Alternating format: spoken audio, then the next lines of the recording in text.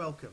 I am a Midnight Gamer, and you're watching my third episode in my Commodore 64 special series. And in this episode, I'm going to review two classic games, and at the end, I'm going to show you gameplay of a truly awful game. So, without further ado, let's get on with the first review. Look at that, I didn't even mean that to rhyme. Okay, the first review is Barbarian.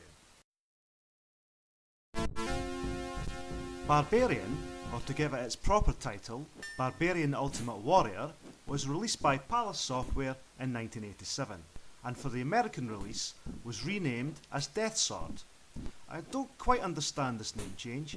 Yeah, there was death and there was swords, but there was also a goblin and a bikini-clad princess, so the makers then could have called the game Bikini Goblin or Goblin Princess. A goblin in a bikini? Why does that image turn me on? Anyway, the point I'm trying to make is that they should have just left the name alone. Barbarian was fine. Right, onto the game itself. Barbarian is a 1 or 2 player fighting game. And in the single player story mode, the player controls a nameless barbarian, but I do like the thought of him being called Bill. I think Bill the Barbarian has a certain ring to it. So Bill is on a quest to defeat the evil wizard Drax, who has kidnapped the beautiful and busty princess, and your quest is to rescue her. However, it is not as easy as it seems, as Drax is protected by 8 barbarian warriors. The savage barbarian, or as we know him, Bill, must defeat each of the other barbarians in a fight to the death. If our hero can defeat all 8, he faces the wizard, and after the barbarian has killed the wizard, the princess is saved. Each barbarian has 12 life points, which are represented as 6 circles in the top corners of the screen. A successful attack on a barbarian takes away one of his life points, which is half a circle. The character dies when his life points are reduced to 0. Alternatively, a well-timed blow to the neck decapitates the barbarian, killing him instantly, upon which a goblin enters the arena, kicks the head and drags the body away. The game is a Commodore 64 classic. Everything about this game bleeds excellence, although the actual main gameplay only lasts around 10 minutes, which is just far too short for such a great game. But at least with practice, you do have the chance to be able to complete one of the best Commodore 64 games ever made. Gotta love that goblin, haven't you? Barbarian proved to be a big hit for Palace Software, and the company started planning to publish a line of sequels. Barbarian 2, The Dungeon of Drax, was released in 1988, and Barbarian 3 was in the works, but never really got off the ground, and just was never made. Maybe because Barbarian 2 wasn't such a great game, they decided against making the third game. I don't know. It's a shame, as this could have been a fantastic series of games if the effort could have been put in. At the end of the day, Barbarian Ultimate Warrior was a fantastic game, and for me, will always remain a Commodore 64 classic. Let's take a look at that goblin one last time.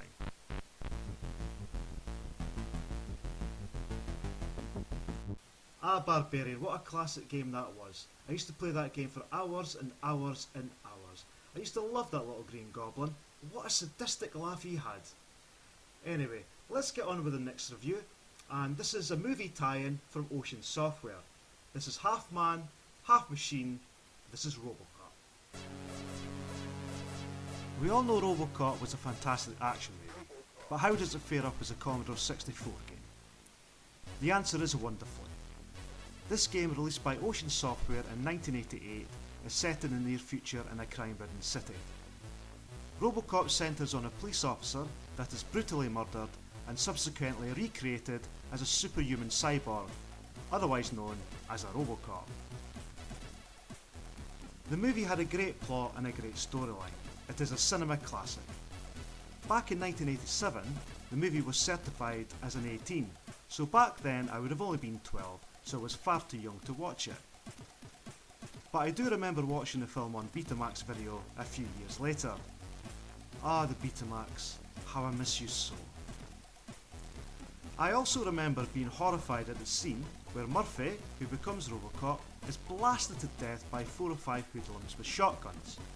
It was pretty shocking, the blood was everywhere, and I just couldn't watch it when his hand was blown off. Those scenes seem so tame nowadays, but back in the day, they were horrifying. The Commodore 64 version was graphically beautiful and gameplay was solid. There was only 2 things that bugged me about Robocop. One was that you only had 1 life, so when your energy bar was being zapped by bullets that were coming from all different sorts of angles, you really needed to top up the energy to progress further. But there was just a lack of energy top-ups. So the majority of times when your energy was low, you just died. The second thing that bugged me is that when you were on a later level and died, you had to start all the way back at level 1. Just imagine you were about to complete the game and then died. How annoyed would you be? This made Robocop a very difficult game to play, but because of how difficult the game was, it made the game more interesting to play, and you had a sense of accomplishment when you finally progressed through the level that you were on.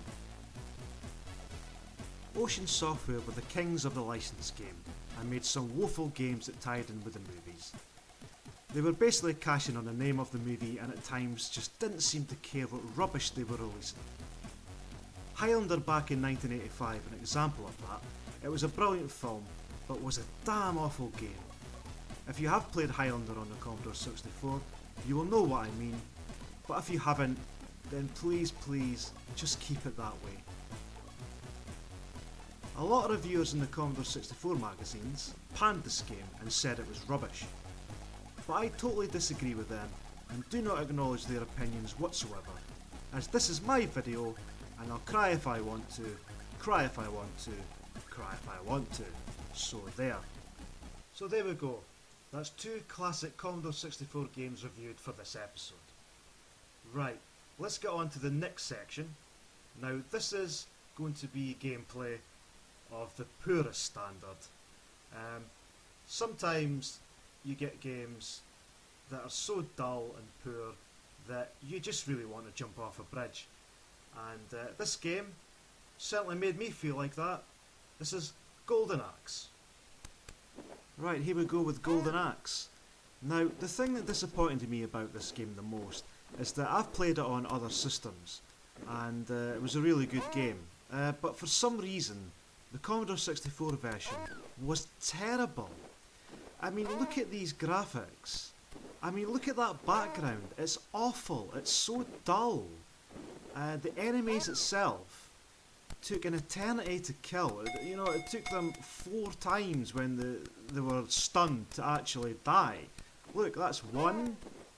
Right, comes back up. That's 2. Gets back up again. That's got me there. But that's 3. You know, a 4th time. I mean, really? I mean, how boring is that? We'll get a 4th time now. Finally, it's dead. It was so irritating.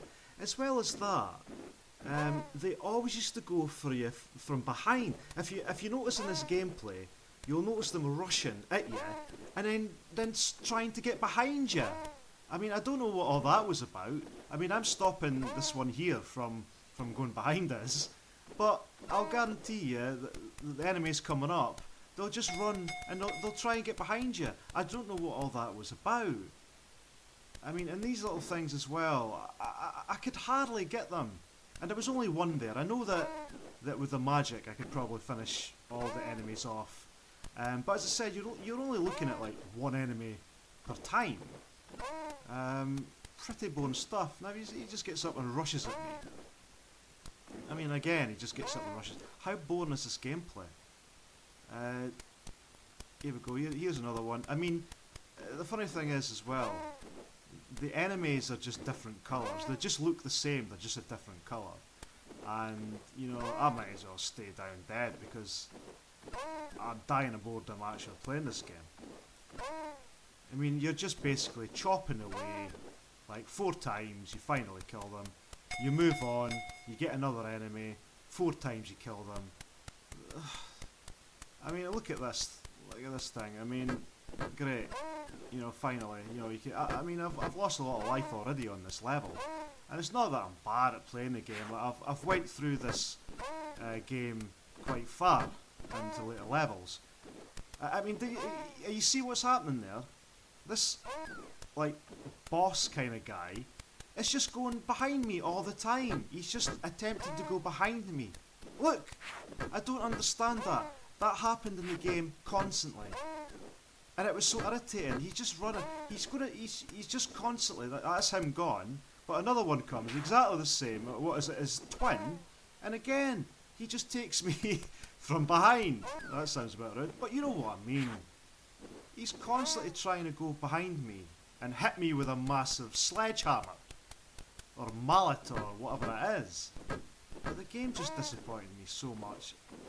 I really liked the Golden Axe franchise. The arcade game was superb. But this, unfortunately, is terrible. Again, look at him trying to go behind me. Oh my god. I'm not even going to bother using the magic. And if you've noticed, with all the enemies that I've killed, you know, those little dwarf things, there's only been one of them. Just absolutely ridiculous, so I couldn't even collect magic.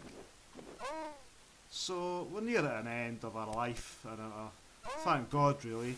Just to say, Golden Axe, such an annoying game. And there we go, game over, continue, no thank you. There we go, not so fond memories of Golden Axe there. Such a terrible, bland, boring game, I think you'll agree. Okay, so that's the end of this third episode in my Commodore 64 special series. I hope you join me for another one. So until next time, I'm the Midnight Gamer. Goodbye.